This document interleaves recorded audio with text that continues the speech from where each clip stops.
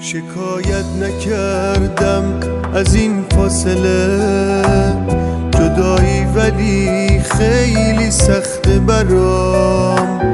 داری دور میشی که پشت سرت نفهمی چقدر بود داره صدام. شکایت نکردم ولی شاکیم، نفهمیدی و جا گذاشتی منو.